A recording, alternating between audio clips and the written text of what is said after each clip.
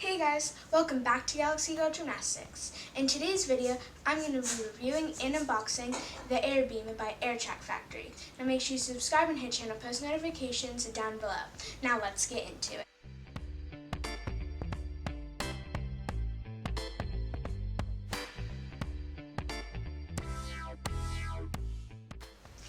This is the manual.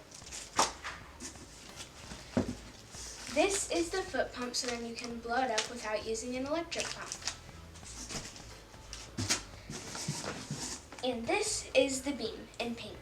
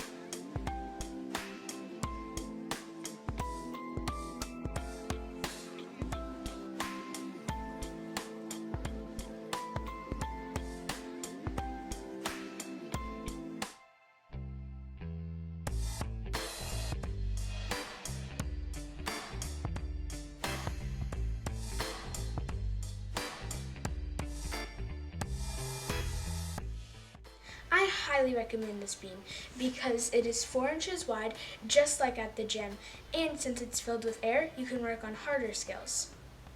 Thank you guys so much for watching this video.